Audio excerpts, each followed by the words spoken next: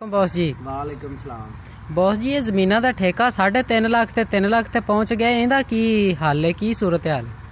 इहदा हल है मेरे को।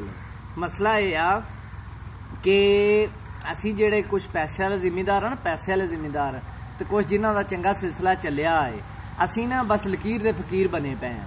यार मैं तुहानू दसना, मैं तुहानू 60,000 रुपये दे विच पूरे पंजाब दे विच, पूरे पंजाब च किसी जगह ते किसी जिले दे विच, किसी शहर दे विच अच्छियां जमीनां जिथे आलू मकई चावल ये सारियां चीज़ां काश्त होंदियां और बहुत अच्छी पैदावार और नहरी रकबे दे नाल और 3 साल 5 साल जिस टाइमली भी तुहानू चाहिदा होवे मैं तुहानू ठेका लैके देना।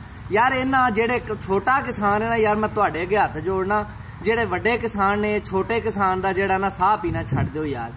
ये जेड़ा सारा मामला चलदा पिया ने सारा वड्डे किसान दा, जेड़ा पैसे वाला किसान है वो छोटे किसान दा नाल साह भी पींदा पिया।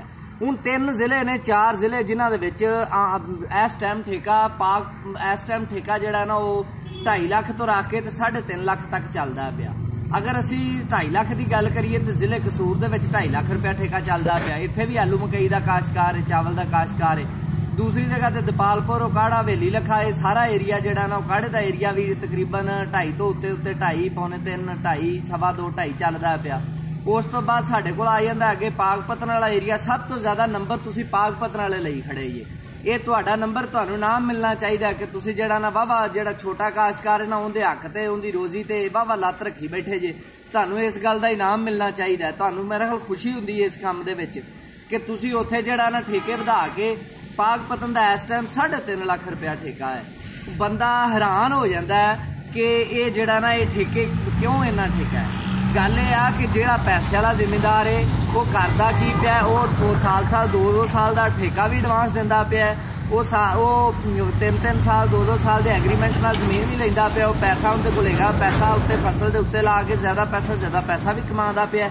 लेकिन गल ये इहदे विच सारा हो की रहा है, इहदे विच सारा हो रहा है कि एक अजीबो गरीब ट्रेंड पैदा हो रहा है। इस अजीबो गरीब ट्रेंड की वजह तो की होगा कि जेड़ा छोटा किसान है 5 10 15 20 एकड़ वाला जेड़ा किसान है वो मारिया जा रहा है, और जेड़ा उस तो छोटा किसान है वो भी मारिया जा रहा है। जेड़ा 15 20 एकड़ वाला किसान है उनकी तो जमीन ही घटती जा रही है, उनकी जमीन उनके कोलों खवींदी जा रही है। पैसे वाला जेड़ा किसान है वो जमीन उनके तो खोई जा रहा है। ये अल्लाह के बंदे रोजी अल्लाह ताला की जात ने देनी है, तो इन्हां खुंजां च ना वड़ो तो ना ही जेड़ा ना गरीब किसान तो बादुआवां लवो। गल यह कि किसी जगह उनकी वजह तो होंदा की, उनकी वजह तो होंदा ये आ कि जेड़ा छोटा किसान है वो उन्ने ज़्यादा पैसे भर के जमीन नहीं लै सकता, और असल मेहनती जेड़ा वो छोटा किसान ही है, लेकिन उनके कोल पैसे नहीं है।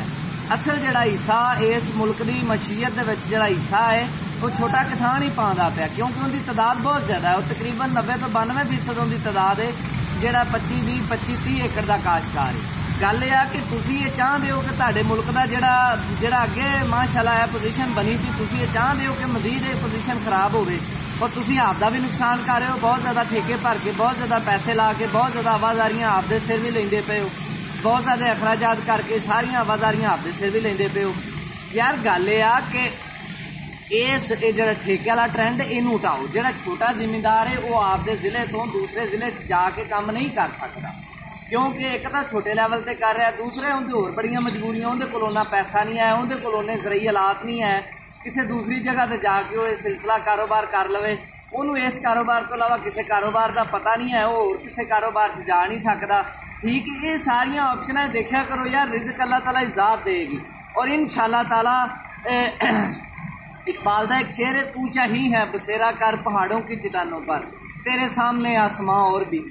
गल यह कि ये सिर्फ गरीब के उत्ते ढिड के उत्ते लत्त रख के ना बहु, तुहाडे लई बड़ियां ऑप्शनां खुलियां ने। इस तो 60,000 रुपये च यार ठेके वाली जमीन जिते हर तरह की फसल आलू मकई मुंजी काश्त होंदी है, नहरी रकबे ने, वाधू पानी है, हर चीज़ फैसिलिटी मौजूद है, डेरे बने ने, सारा VIP प्लाटिंग च जमीनां ने।